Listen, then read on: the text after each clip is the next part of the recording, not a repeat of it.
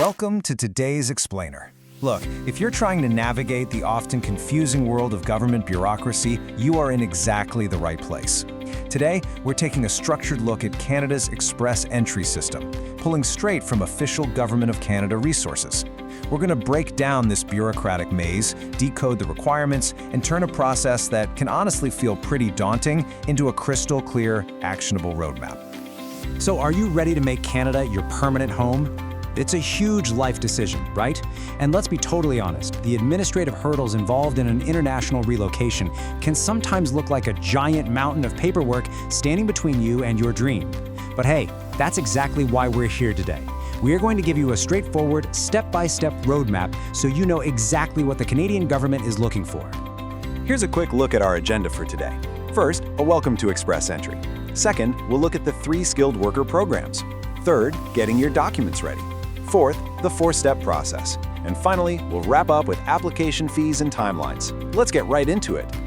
All right, Section 1, Welcome to Express Entry. So what is Express Entry?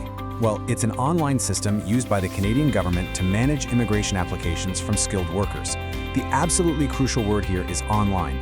The Canadian government digitized this whole workflow. So we're not talking about the old days of mailing physical boxes of paper to some distant immigration office and just hoping for the best. No, it's a modern, streamlined digital solution designed to efficiently process candidates who bring valuable skills to the table. Moving right along to Section 2, 3 skilled worker programs. You can think of Express Entry as an umbrella. It basically manages applications for 3 very specific immigration pathways: the Canadian Experience Class, the Federal Skilled Worker Program, and the Federal Skilled Trades Program. And figuring out the right pathway for you is step 0. One is designed specifically for folks who already have work experience inside Canada, while the others target specific federal skills and specialized trades from international applicants. Your eligibility really hinges on meeting the exact requirements of one of these 3 distinct programs. Okay, let's dive into Section 3, getting your documents ready. Listen, gathering documents is the absolute foundation of your future profile. It's so easy to view compiling paperwork as this tedious, boring, bureaucratic chore, right? But we really need to reframe that perspective. Every single document you gather is an empowering, necessary milestone. You literally cannot even create an Express Entry profile without having this foundational evidence in hand. This is you actively building the bedrock of your future life in Canada. Now this right here is your non-negotiable toolkit. These are the required documents for Canada's Express Entry system, and they basically act as the ultimate gatekeepers. First up, you've got to have a language test to definitively prove your proficiency in English or French. Second, your education credentials need a formal official assessment to show how your background aligns with Canadian standards. Third, while a job offer isn't always mandatory, having one is a massive boost to your standing. Fourth, proof of funds. You have to show you've got the financial independence to settle in and support yourself and your family. And finally, police certificates to clear those essential background checks. Securing these 5 specific items isn't just prep work, it's the absolute requirement before you can even think about applying. Let's move on to Section 4, the 4-step process. Once you've got those foundational documents completely squared away, the journey actually follows a highly logical progression. Step 1, you create your online profile and officially enter the candidate pool. Step 2 is where things get a bit competitive. The government conducts regular invitation rounds, selectively inviting the candidates who have the highest comprehensive ranking system points. Step 3, if you're one of the lucky applicants invited, that's when you submit the full formal application for permanent residence. And Step 4, the Canadian government reviews your application and makes their final decision.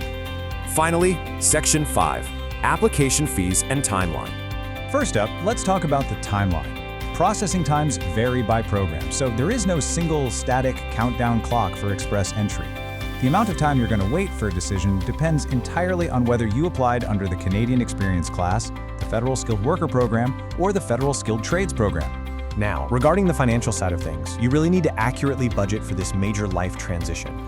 For your own application as the primary applicant, the fee is $1,590. If you're bringing a spouse, their application is an additional $1,590. And for each dependent child, the fee is $270. Financial planning is absolutely key here, because you can see how quickly these costs scale up for families navigating this together.